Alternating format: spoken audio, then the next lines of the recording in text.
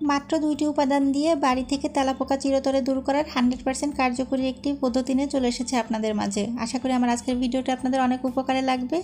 তো চলুন পদ্ধতিটি দেখে নিই। ভিডিওটি শুরু করার আগে সবাইকে জানাই আসসালামু আলাইকুম and welcome back to my channel. শুধুমাত্র 2টি উপাদান দিয়ে কীভাবে তেলাপোকা দূর করবেন তা এখন আপনাদের দেখিয়ে দিব।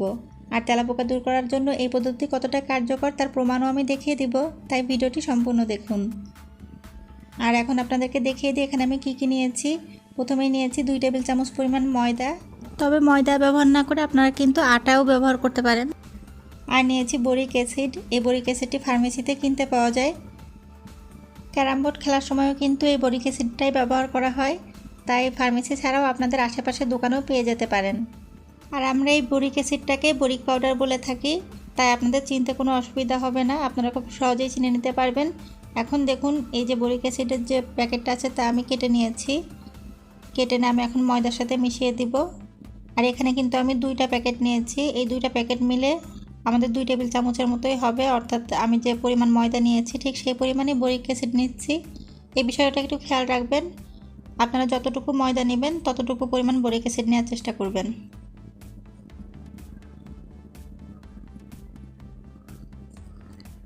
আমি বরিক অ্যাসিড আর ময়দা একসাথে নিয়ে নিয়েছি।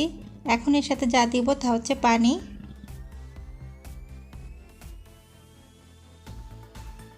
দেখুন আমি অল্প অল্প করে পানি মেশাবো, একবারে কিন্তু বেশি দিবেন না, তাহলে কিন্তু এটা লিকুইড হয়ে যাবে।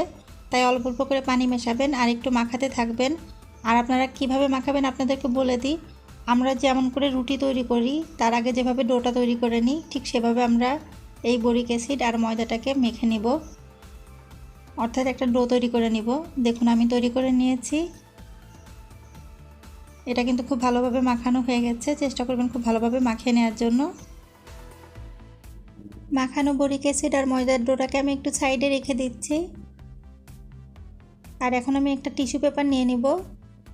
আপনারা কিন্তু কাগজও নিতে পারেন, নর্মাল যে কাগজ খাতার কাগজ সেই কাগজও নিতে পারেন, তবে আমি এখানে টিস্যু পেপার নিয়ে নিয়েছি। এখন এই ডো থেকে সামান্য একটু নিয়ে এভাবে হাতের ভিতরে রেখে আমি কিন্তু গোল করে নিচ্ছি। এভাবে আপনারা একটু গোল গোল করে তৈরি করার চেষ্টা করবেন একটু ছোট করে তৈরি করার। আর দেখুন আমি সবগুলোই তৈরি করে নিয়েছি একইভাবে। আর এখন আমাদের যে কাজটা করতে হবে তা হচ্ছে এই যে টিস্যু পেপারের উপর রেখে দিয়েছি এই বলগুলোকে আমাদের একদম ফ্যানের বাতাসে শুকিয়ে নিতে হবে। ফ্যানের বাতাসে শুকিয়ে নেওয়ার পরে বাড়িতে যেখানে যেখানে তেলাপোকার উপদ্রবটা বেশি সেসব জায়গায় এই বলগুলো দিয়ে রাখবেন। দেখবেন যে তেলাপোকাগুলো এগুলো খেতে আসবে আর মারা যাবে। আর যদিও 2-1টা বেঁচে যায় তাহলে কিন্তু তারাও বিতাড়িত হয়ে যাবে। আমি আপনাদেরকে একটু দেখিয়ে দিই। দেখুন যেসব জায়গায় তেলাপোকার উপদ্রব আছে সেখানে এভাবে বলগুলো দিয়ে রাখুন। দরজার কর্নারে বা যেখানে একটু ময়লা বেশি থাকে সেখানে কিন্তু তেলাপোকা বেশি আসে, চেষ্টা করবেন সেই সব জায়গায় একটু দেওয়ার। আমি বিভিন্ন জায়গায় দিয়ে আপনাদেরকে দেখাচ্ছি, সব হয়তো বা দেখাতে পারছি না।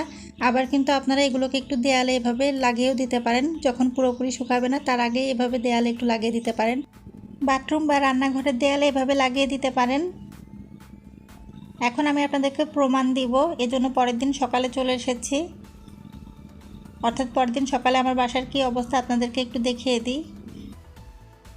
আমি কিন্তু এখনও ঘর ঝাড়ু দিইনি, ঘুম থেকে ওঠার পরেই দেখি যে আমার বাসায় এই অবস্থা, অর্থাৎ ঘরের বিভিন্ন জায়গায় তেলাপোকা ছড়িয়ে ছিটিয়ে আছে, সবই কিন্তু মারা গেছে। কিছু কিছু তেলাপোকা এখনও মারা যায়নি, তবে একটু একটু নড়াচড়া করছে, হয়তো কিছুক্ষণের ভেতরেই মারা যাবে। দেখুন আমার রান্নাঘরের কি অবস্থা, তেলাপোকা মারা গিয়ে একদম ছড়িয়ে ছিটিয়ে আছে। রান্নাঘরে আমি একটু বেশি দিয়েছিলাম, এজন্য রান্নাঘরেই বেশি মারা গেছে। আপনাদের যদি বাসায় তেলাপোকার উপদ্রব হয় তাহলে এই পদ্ধতিতে অবশ্যই দিবেন। আর এই বলগুলো কিন্তু তুলে নেবেন না, চেষ্টা করবেন 7 দিন মতো রাখার, তাহলে দেখা যাবে যে বাকি যে তেলাপোকাগুলো আছে হয়তো মারা যায়নি, তারাও কিন্তু মারা যাবে। দেখুন আমি পুরো ঘর ঝাড়ু দিয়ে আপনাদেরকে দেখিয়ে দিচ্ছি কত তেলাপোকা মারা গেছে। আশা করি আমার আজকের ভিডিওটি আপনাদের অনেক উপকারে লাগবে।